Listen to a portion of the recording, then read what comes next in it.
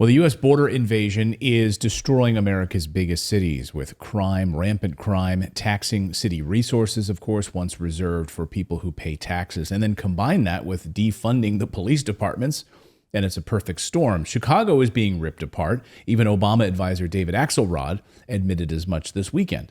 You know, whatever you think about what Governor Abbott has done, it was diabolically clever because by shipping these migrants to cities that call themselves now I'm forgetting the phrase, but sanctuary cities. He has created issue. I come from Chicago. Chicago has been torn apart by this issue. New York has been torn apart by this issue. And suddenly Democrats are engaged in this issue in a different way than they had been. So that has been very effective. But perhaps no city has had it worse than the Big Apple, America's largest sanctuary city. The great team over at muckraker.com found 3 massive migrant camps that are built using taxpayer dollars that were built on prime New York real estate. Watch this. Since Joe Biden was put in office, hundreds of thousands of illegal aliens have taken refuge in New York City, the largest sanctuary city in the United States. To handle this, numerous illegal alien compounds have been established on what was once prime New York real estate. Muckraker conducted the first ever investigation of 3 of these compounds. Anthony Rubin from muckraker.com joins us now, who is exposing these migrant camps. Anthony, welcome to the show. Amazing work here. Thanks for what you're doing. Appreciate it, man. Thank you for having me on. So how did you first learn about these migrant camps, and who started building these? How long ago were they built? These have been around since, honestly, around when Joe Biden was put in office. And they are very expensive. For example, one of them, the Row Hotel, which has been around for years now. It's estimated that costs anywhere from $500 per day per person. And there's around 5,000 people in there at any given time, roughly speaking. So you can imagine, just how expensive that is. The other one that we went to, or that we saw, was Randall's Island. That, again, estimated to cost around $20 million per month to operate, right? And so this is all funded largely, entirely by New York State and the federal government, of course. I guess that's obvious. And these things are massive. Between the 3 that we saw, we're talking, 5 digits worth of people. Do we know which department on the federal side has been funding this into the states? Obviously, the states' coffers are being really taxed. We've heard from New York City Mayor Eric Adams how taxed they are. So, do we know what department? Is it coming from the Department of Homeland Security?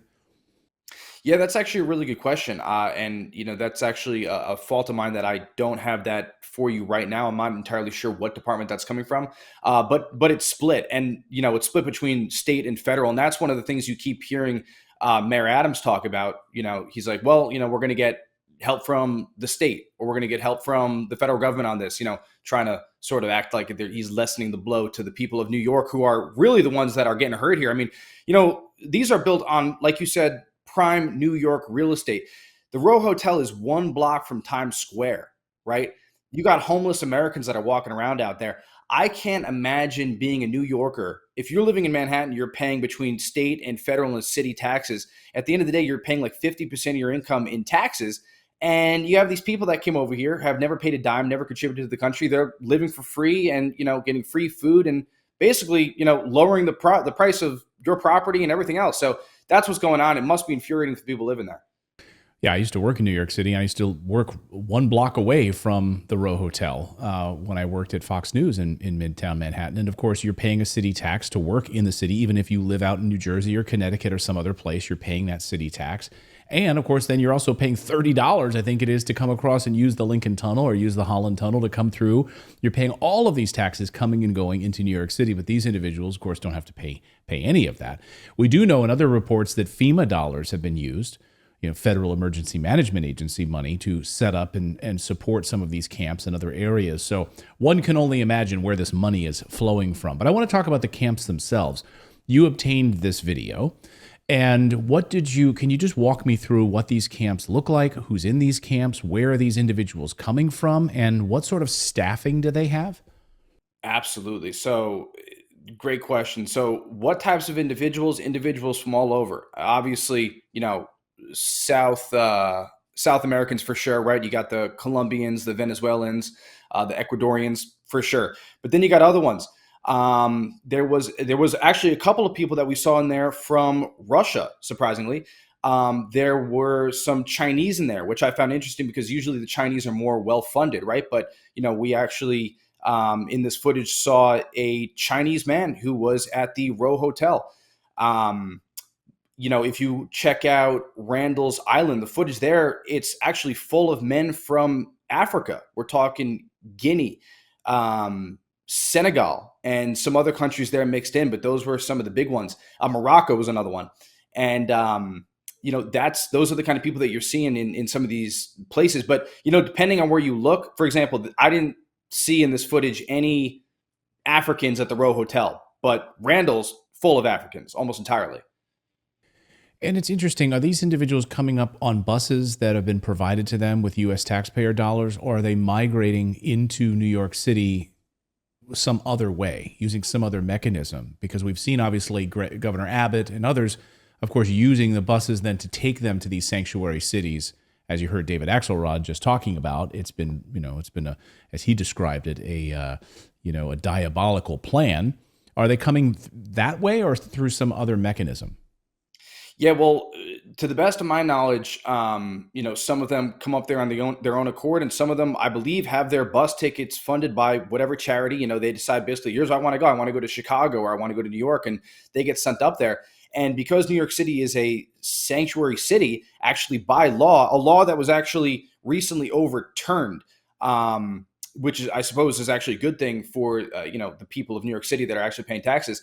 But up until that law was overturned, I believe earlier this month or last month in January, basically anybody that came to New York City that was trying to claim asylum, quote unquote, got to or was entitled to shelter. And so that's why you had all these people living in these places. And so they would stay for 30 days or 60 days. Whenever their time ran out, they could basically just go and reapply again and say, hey, I haven't found a job. I'm going to be out in the streets. I want to reapply to the same shelter or get relocated again. And actually this whistleblower who formerly worked at these places, who worked at the Row Hotel in Randall's Island, Carlos Arellano, told me that what'll happen is these people will actually get tired of living at a certain place. They'll get tired of living in New York, for example, and they'll say, you know what, I want to go to Chicago. And, the taxpayer will actually have to foot the bill for their bus ticket to go over to Chicago because that's another sanctuary city. It's all paid for. Can you imagine? You want to just take a vacation, you want to travel the country, and you just call up your local illegal immigration representative, and they provide you with a bus ticket or they provide you with a plane ticket, and they're ferrying you around the United States at your leisure, whatever you like, no problem, on U.S. taxpayer dollars. It's unbelievable. When you were there, or the individuals who been able to obtain this video at these different facilities, these different migrant compounds, I'm curious about the security. So, I have so many questions about this, Anthony. Like, these guys, are they under security? Are they under watch? Can these people come and go from these compounds? Because they have court dates. A lot of them have court dates many years in the future. The idea that we're going to be tracking these individuals, we know where they are, we're monitoring all of their movements. Are we? Do we know who's coming and going in these facilities, and are we tracking them at all? They can come and go as they please. As far as I can tell, they can leave, they can go work if they want to work off the books, and then they can come back and, have a free place to sleep and free food and all that. Now, as far as the security goes, that's a good question. Security, according to them, this is out of their mouths, they're not allowed to search these people, right? Unless there's something even if there's something obscene, they can't do anything about it. They have to call the police. So, you have people, and they don't even have metal detectors or anything like that. So, there's reports of people walking in there with knives. There's reports of stabbings in these places. There's also reports of security guards that are, again, these are not my claims. These are, this is from people that are on the ground in these facilities that are working there, of these security guards going out and getting stoned on the job and coming back to the job totally stoned and, not really paying attention to anything. And the whole thing's a joke. And so, like I said earlier, though, in the beginning of this question, these people could come and go as they please. And so you can only imagine what may be being brought back and forth in between some of these camps. You've obviously followed the migrants all the way up from Quito, Ecuador, all the way up through the Darien Gap, all the way into the United States. Your reporting on this has been stellar. I encourage our viewers to go check out the entire report over at muckraker.com about that part of the story. I want to talk about the child trafficking piece of this story. It's something we've been passionate about here on this show to cover and bring light to. And over the past 24 hours, we've seen some video that's gone viral of a U.S. border guard crying, tearfully crying and interacting with these unaccompanied minors because he has to basically turn them over to child traffickers. His hands are tied. I want our viewers to watch this video, and then I want Anthony to comment on it.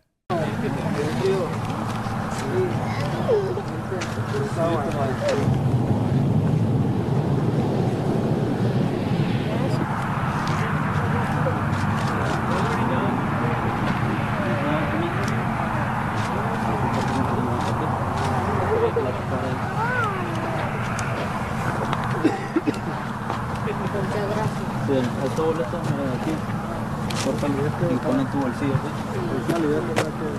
Ese va amarrado.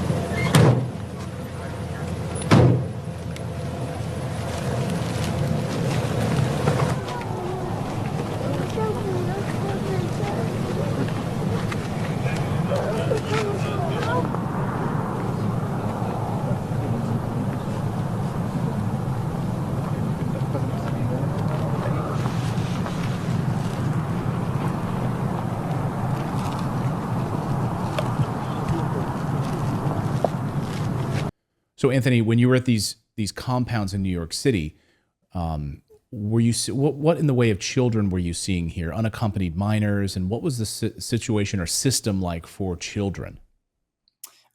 So the shelters that we investigated, there's no unaccompanied children there. It was either family units or single adults.